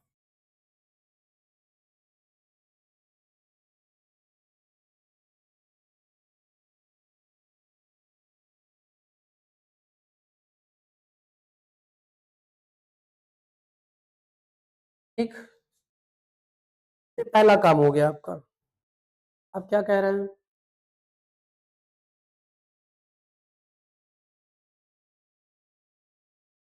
अब आपसे पूछा जा रहा है यहाँ पे कलर चेंज कर लें सॉल्व करने के लिए।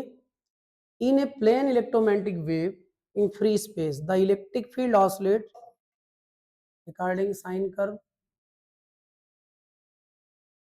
तो फ्रीक्वेंसी दी गई है, फ्रीक्वेंसी न्यू नॉट कहाँ से आ गया, nu is equal to 1.5 into 10⁻10 hertz frequency हो गई। और क्या दिया गया है, इलेक्ट्रिक फील्ड का एम्पलीट्यूड दिया गया है 36 वोल्ट पर मीटर। ठीक है, the wavelength of the wave पूछा गया है। तो देखो भाई nu is equal to given है 1.5 इंटू 10⁻10। न्यू को लिख सकते हैं हम, आप जानते हैं c is equal to nu into lambda. तो यहां से न्यू इज इक्वल टू क्या हो जाएगा, c बाई लेमडा। ये हो जाएगा आपका c by lambda is equal to 1.5 into 10⁻10। यहां से लेमडा इज इक्वल टू हो जाएगा c बाई 1.5 इंटू 10⁻10 या इम्प्लाई इक्वल टू c की वैल्यू डाल दो 3 इंटू 10⁸ अपान 1.5 इंटू 10⁻10 हो जाएगा 2 इंटू 10⁻−2 या हो जाएगा 0.02 मीटर। तो एक आंसर आपका यही हो जाएगा क्योंकि वेवलेंथ पूछा गया था। ठीक है, the amplitude of the associated magnetic field, magnetic field का एम्पलीट्यूड चाहिए, मतलब B0 चाहिए। क्या चाहिए, B0 चाहिए। B0 is equal to what, B0 is equal to what.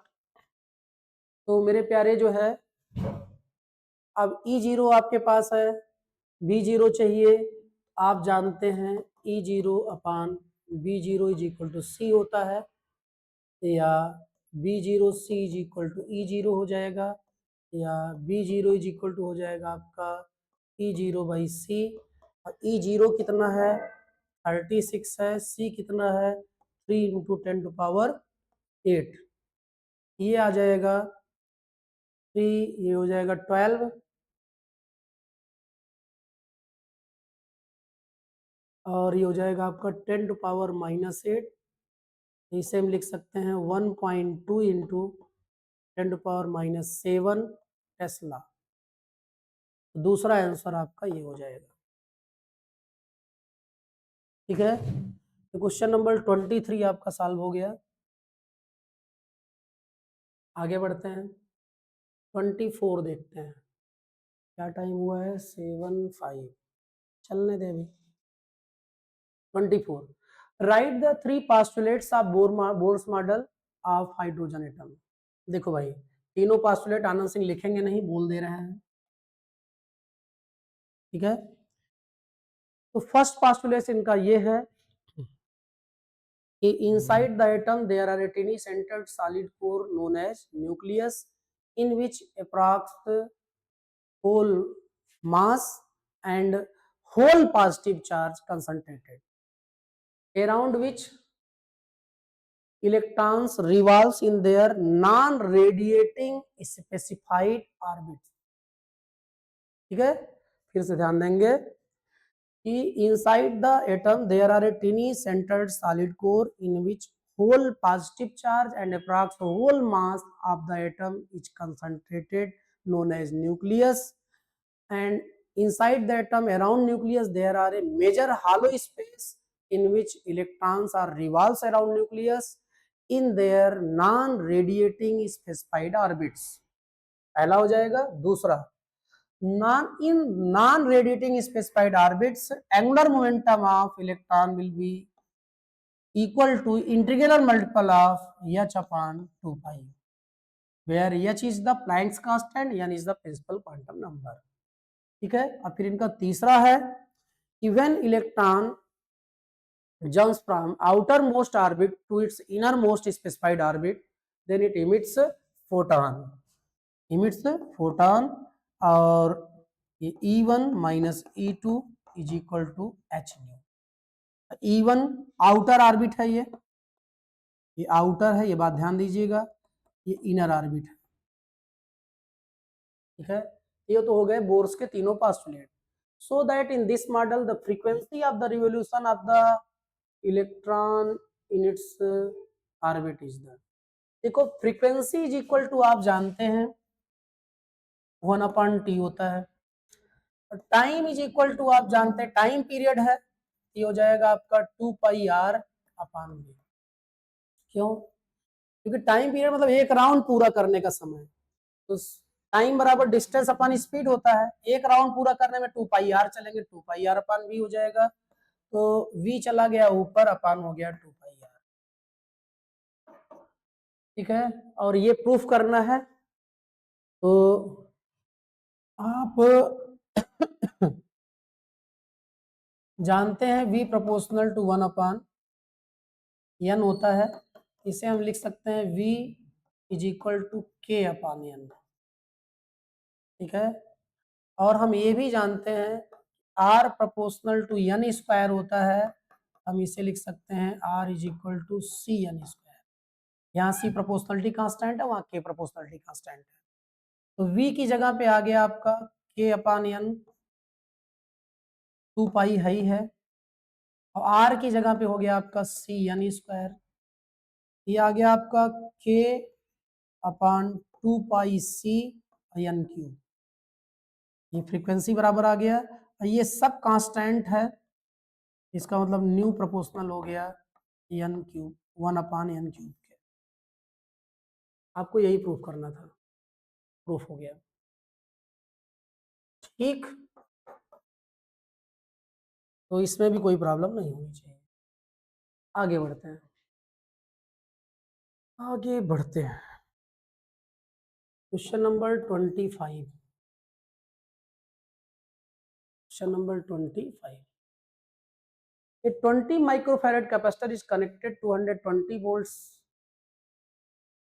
supply and 125 by pi hertz AC source, मतलब अल्टरनेटिंग करंट है यहाँ पे।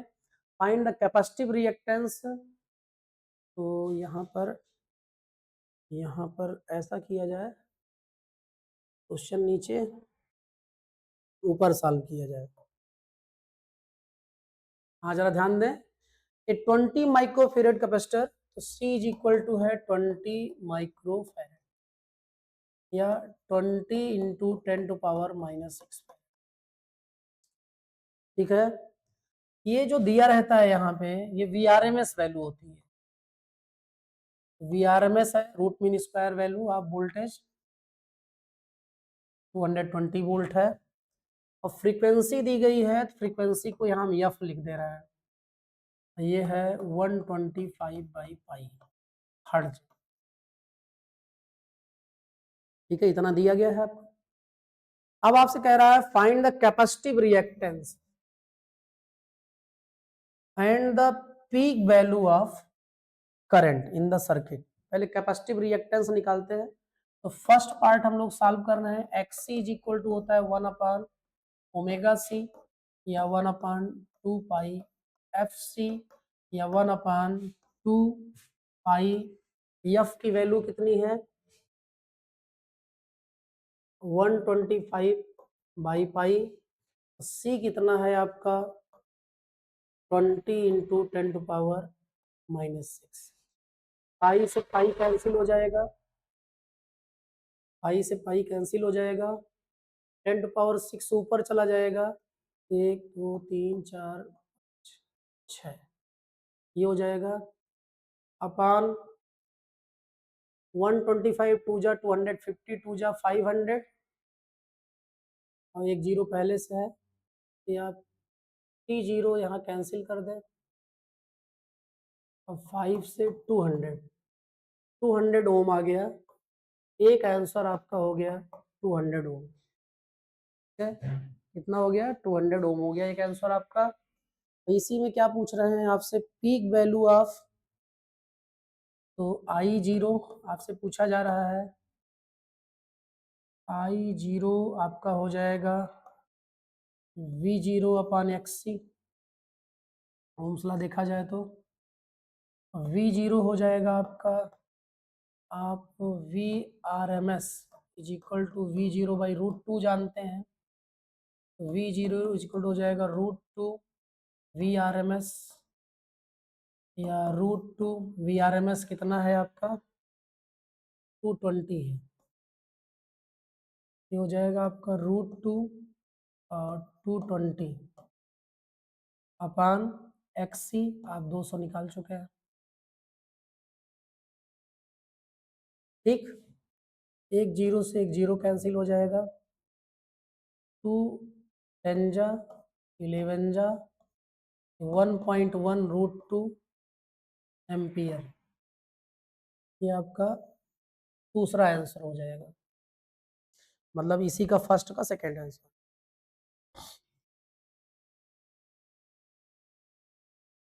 अब नेक्स्ट इसमें क्या पूछ रहा है, सेकेंड पार्ट में जरा देखें आप। If the frequency of the AC source is doubled, frequency of the AC source is double, by what factor will the capacitive reactance and the current be changed? Capacitive reactance की बात कर रहा है, XC is equal to होता है 1/2 पाई FC, इसका मतलब XC inversely होगा फ्रीक्वेंसी के, फ्रीक्वेंसी डबल कर रहे हैं तो कैपेसिटिव रिएक्टेंस जो है वो आपका हाफ हो जाएगा। ठीक है, तो आप लिखेंगे XC विल बी हाफ, एक आंसर हो गया। फिर आपसे अगला क्या पूछा जा रहा है, करंट भी पूछा जा रहा है, तो करंट आपका होता है I0 is equal to V0 upon XC, और ये इनवर्स प्रोपोर्शनल है, तो यदि आपका ये हाफ हो जाएगा तो करंट आपका 2 टाइम्स हो जाएगा, तो current will be 2 times, double हो जाएगी। ठीक है, एक आंसर ही हो जाएगा, क्योंकि यदि आपका रेजिस्टेंस हाफ होगा तो करंट डबल होगी, करंट डबल हो जाएगी। यहाँ पे आगे बढ़ते हैं, ये आपका सॉल्व हो गया। अब यहाँ देखते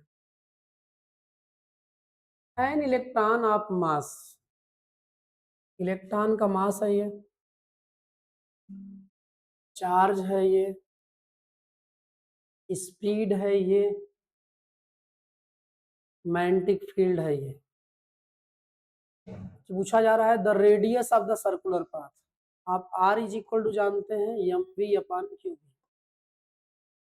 m है 9 इंटू 10⁻⁻13, v है 3.2 इंटू 10⁻7, q है 1.6 इंटू 10⁻⁻90, b है 4.5 इंटू 10⁻⁻4,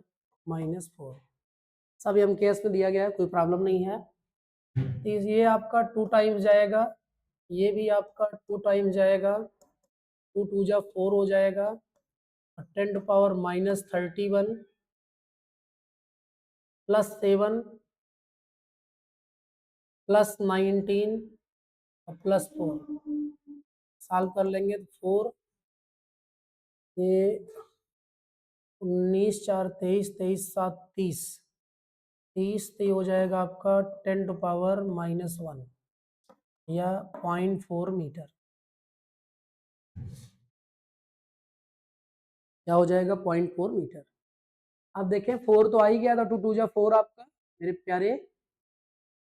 ठीक, अब ये -31 था लिखा गया, 7 प्लस में था लिखा गया, ये ऊपर जाएगा प्लस होगा, ये भी ऊपर जाएगा क्या होगा, प्लस ही होगा।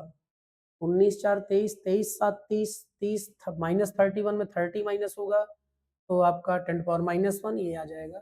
एक आंसर आपका ये हो गया, ये पहला पार्ट सॉल्व हो गया, 1 सॉल्व हुआ। अब 2, फ्रीक्वेंसी बात कर रहे हैं, फ्रीक्वेंसी अभी अभी हम लोग देखे थे, v अपान आया था 2 पाई r, v कितना है यहाँ पे, कहाँ गया, 3.2 इंटू 10⁻⁷ 2 पाई कितना 22/7, 7 ऊपर चला जाएगा, r कितना 0.4, ये आपका 8 टाइम्स चला जाएगा, और ये आपका 2 4 जा हो जाएगा, ये आपका 2 जा हो जाएगा, 11 जा हो जाएगा, और ये आ जाएगा आपका 2 7 जा 14, 14 अपान 11 इंटू 10⁻⁷, 11 1 टाइम्स जाएगा, 3 2 टाइम्स, 8 7 टाइम्स इंटू 10⁻⁷ हर्ट्ज। दूसरा आंसर ये हो जाएगा। फिर क्या कह रहा है, इट्स एनर्जी, एनर्जी का फार्मूला भी आप जानते हैं,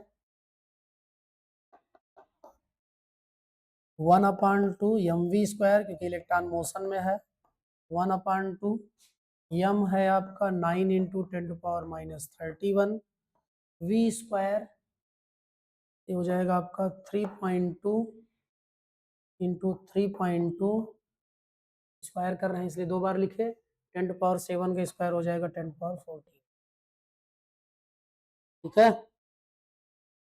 2 से यहाँ आ जाएगा 1.6, 1.6 आ गए, कैलकुलेटर आ जाओ भाई। तो आपका 9 into 1.6 into 3.2 equal to 9 into 1.6 into 3.2 आ गया आपका 46.08 इंटू 10⁻14, या लिख सकते हैं 4.608 इंटू 10⁻15 जूल काइनेटिक एनर्जी हो गई।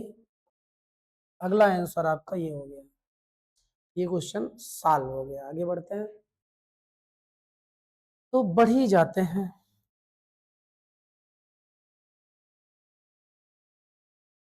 26, question number 26, define binding energy of A nucleus. देखो बाइंडिंग एनर्जी किसे कहते हैं, work done in forming a system, forming a nucleus, work done in formation of nucleus by bringing number of nucleons which are at infinite separation stored as a binding energy, ठीक है। या आप binding energy कह सकते हैं दूसरी definition कि work done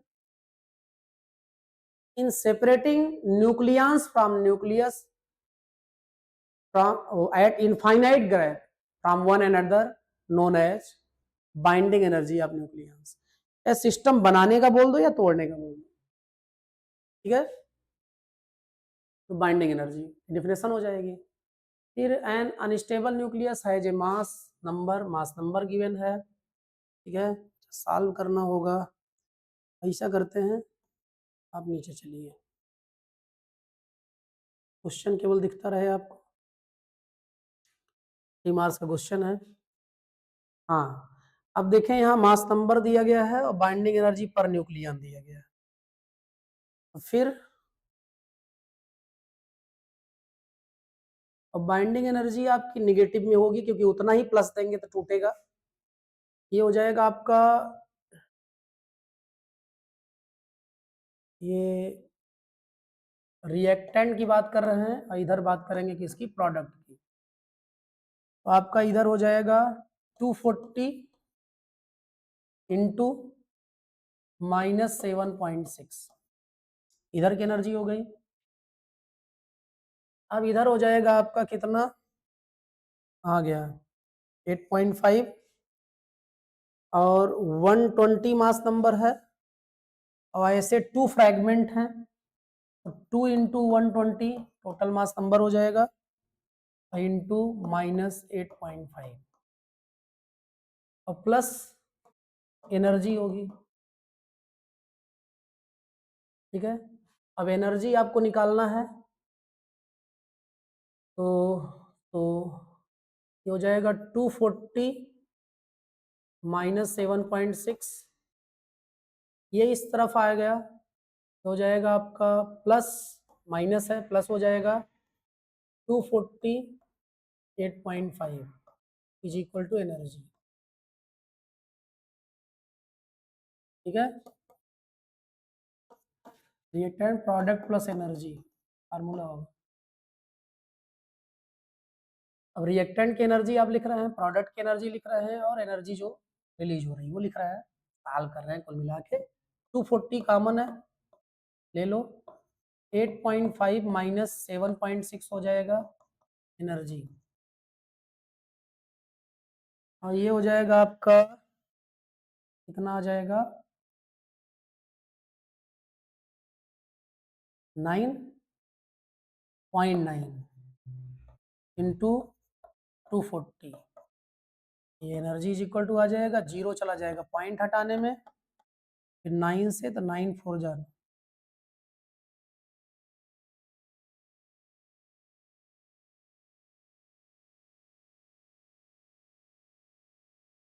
इतना यमीवी एनर्जी निकल जाएगी, यही आंसर हो जाएगा। ठीक है, सॉल्व हो गया, सिंपल सा क्वेश्चन है। क्या है, सिंपल क्वेश्चन है। आगे बढ़ते हैं। अब कहा जा रहा है define the term drift velocity. Drift velocity किसे कहते हैं? Such average velocity by which free electrons are drifted against applied electric field known as, या opposite to the direction of applied electric field known as drift velocity. फिर से repeat कर रहे हैं, such average velocity by which free electrons are drifted opposite to the direction of applied electric field known as drift velocity, known as drift velocity। Drift velocity को define करने के लिए कहा जा रहा था, डिफिनेशन लिख देंगे आप, इन्हें करंट कैरिंग कंडक्टर, फिर derive in its term the expression of the current flowing through the conductor. अब सपोज करो कि ये आपका एक कंडक्टर है,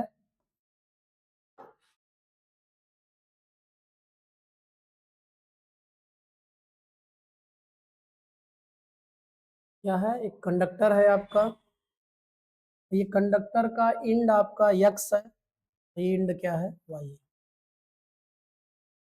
ठीक है, और ये इंड मान लो आपका कनेक्ट है प्लस से, ये कनेक्ट है माइनस से, तो फ्री इलेक्ट्रॉन्स जो है ड्रिफ्टेड होंगे अपोजिट टू द फील्ड, क्योंकि फील्ड आपकी इधर होगी, plus to minus electron field के अपोजिट। Drift velocity, average drift velocity VD से मूव करेंगे। अब आप सपोज करो कि लेट इलेक्ट्रॉन ऑफ, इलेक्ट्रॉन क्या, free electron, let free electron of end पाई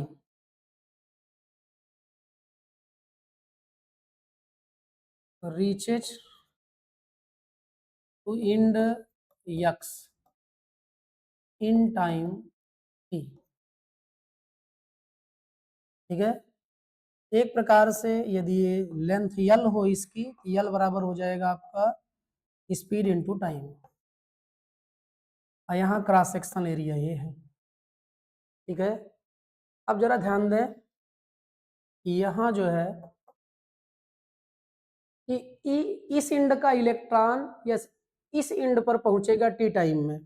ठीक है, तो रास्ते के सारे फ्री इलेक्ट्रॉन उसी वेलोसिटी से चल रहे थे, इसका मतलब एक इलेक्ट्रॉन दूसरे इलेक्ट्रॉन को ओवरटेक नहीं करेगा,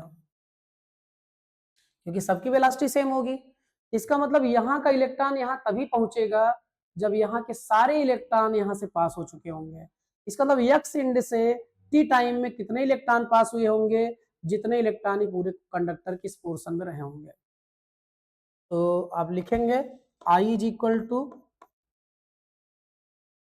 Q बाई T, या I is equal to Q की जगह पे हो जाएगा, यानी लिखेंगे number of free electrons present in XY portion of conductor into E, क्योंकि Q बराबर यानी होता है अब अपान टी। अब I इज इक्वल टू, यहाँ n है आपका number of free electrons in per unit volume,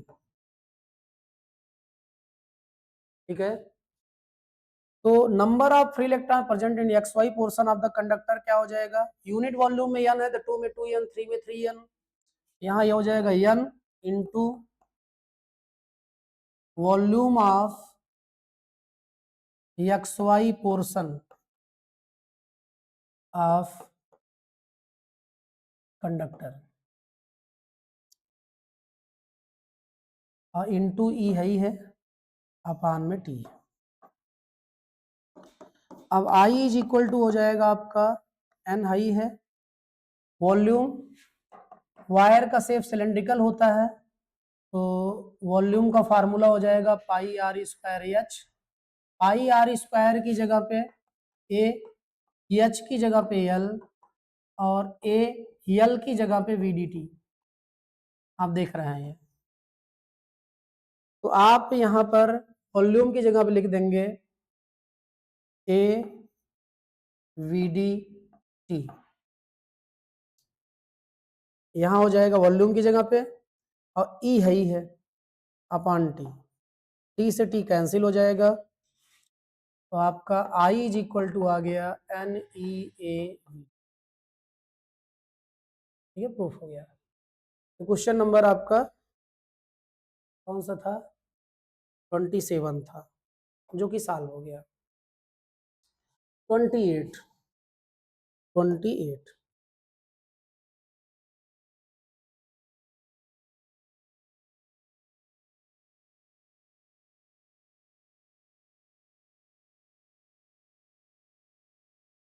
28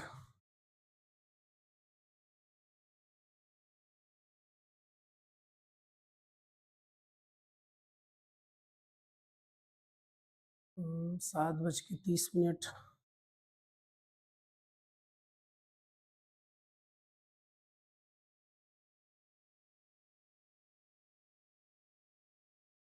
चले 40 20 20 40 10 मिनट, एक क्वेश्चन और देख लो, फिर रिमेनिंग नेक्स्ट में देखेंगे हम लोग। Rectangular loop, this current this is placed in a magnetic field B such that outward unit vector, चले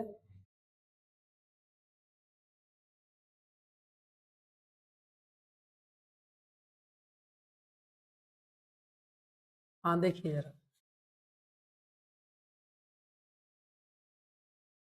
अब आपका एरिया हो जाएगा 4 इंटू 10⁻², इसको मीटर में लिखते हैं तो 5 इंटू 10⁻², हो जाएगा आपका 20 इंटू 10⁻⁴, या 2 इंटू 10⁻³ मीटर स्क्वायर, ये एरिया हो गया। और करंट दी जा रही है आपको I इज इक्वल टू कितना, 0.25 एम्पियर, इसे आप लिख सकते हैं 25 इंटू 10⁻² एम्पियर, ठीक। और यहाँ पर आपको vector B is equal to दिया गया है vector B is equal to 0.20 J cap plus 0.50 K cap Tesla, जिसे हम लिख सकते हैं 2 जे कैप प्लस 5 के कैप इंटू 10⁻⁻1 टेस्ला। 10⁻⁻1 अंदर अप्लाई करेंगे तो यही रिजल्ट आ जाएगा। ठीक है, मैग्नेटिक फील्ड हो गई। ठीक, अब हम आगे बढ़ते हैं। यहां जो है आपको such that the outward unit vector normal to the plane, plane पर नॉर्मल यूनिट वेक्टर ये है।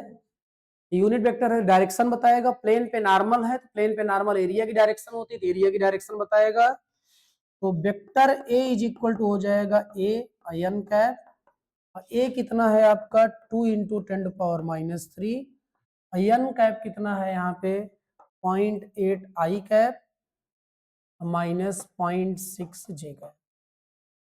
ठीक है, अब आप चाहें तो यहां से आप 2 इंटू 10⁻⁻4 लिख के इसे आप लिख सकते हैं 8 आई कैप और 6 जे कैप, या आप चाहें तो 2 भी कॉमन ले लें तो हो जाएगा 4 इंटू 10⁻⁻4, ये हो जाएगा आपका 4 आई कैप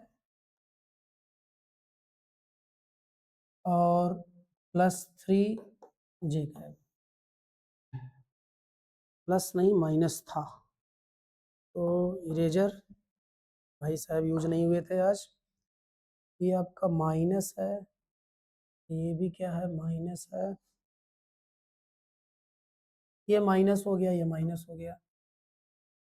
ठीक है, ठीक, ये हो गया इतना। अब आगे बढ़ते हैं।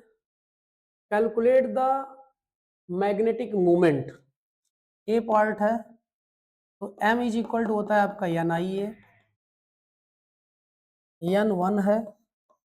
आई आपका कहाँ गया, आई आपका पॉइंट या 25 इंटू 10⁻⁻2 है, और ए कितना है, ए है आपका अभी अभी लिखा गया 4 इंटू 10⁻⁻4 4 आई कैप माइनस 3 जे कैप। ठीक है, ये हो गया आपका 25, 4 जा 100 हो जाएगा और 100 इसको खा लेगा, 10⁻⁻4 बचेगा और 4 आई कैप माइनस 3 जे कैप, और इतना एम्पियर मीटर स्क्वायर। एक आंसर ये हो जाएगा। ठीक है, एक बार फिर से ध्यान दे लेंगे आप। आई की वैल्यू हम लोग क्या लिख रखे थे, आई है आपके सामने, वो यहाँ डाल दिए। ये आपका 100 हुआ, 100 इससे निपट लेगा, 10⁻⁻4 बचा रहेगा, आंसर हो गया। आगे बढ़ते हैं। अब पूछ रहे टार्क, टार्क निकालना है बी पार्ट में। ठीक है, क्या निकालना है, torque. Tau is equal to होता है आपका यम क्रॉस बी।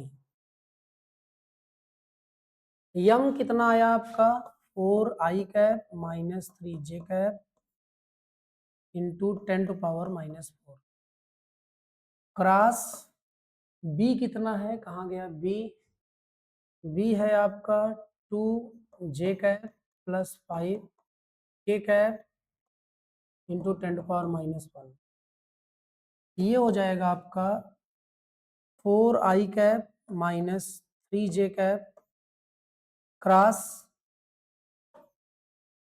2 जे कैप प्लस 5 के कैप, ये हो जाएगा 10⁻⁻5 न्यूटन मीटर। ठीक है, अब इसको सॉल्व करते हैं हम लोग। देखो इतने को सॉल्व करते हैं, इतने ठीक पहले, तो फिर जो रिजल्ट आएगा वो यहाँ लिख देंगे लाके। ठीक है, सॉल्व करने का तरीका, मान लो ये आपका x है, ये है y, तो vector x is equal to 4i cap -3j cap, k नहीं लिखा है तो 0k कैप लिख दो, और vector y 2j cap, i cap नहीं लिखा है तो 0i cap, plus 2j cap plus 5k cap. Cross product कैसे निकालते हैं, x cross y is equal to, determinant बनेगा i कैप j कैप और k कैप लिखा जाएगा, 4 -3 0 0 2 और 5, और सॉल्व करेंगे, यहाँ i cap minus j cap plus k cap, ठीक है। और i कैप जब लिखेंगे तो i कैप वाला कॉलम और रो कवर रहेगा, तो -3 0 और 2 5, और फिर j के बगल लिखेंगे तो हो जाएगा 4 0 0 5, k के बगल लिखेंगे तो हो जाएगा 4 -3 और 0 2, ठीक है। -3 इंटू 5 हो जाएगा -15, एक ब्रेकेट, फिर -0 i कैप, क्योंकि ये मल्टीप्लाई होगा 0 आ जाएगा, फिर -4 5 जा 20 -0 j कैप, प्लस 4 2 जा 8 -0 j कैप। ये आ गया आपका -15 i कैप -20 j कैप और +8 k कैप। ये आ जाएगा यहाँ पे -15 i cap -20 j cap +8 k cap into 10⁻⁻5 newton metre, यही आंसर हो जाएगा। कैलकुलेशन में चेक कर लेंगे कहीं कुछ प्लस माइनस हो, ठीक। अब आपका क्वेश्चन नंबर 29 30 31 32 और 33 रह गया है, ये हम लोग नेक्स्ट वीडियो में सॉल्व कर देंगे। तो यहाँ पर मामला रोकना पड़ेगा क्योंकि टाइम हो गया है, स्कूल जाना है।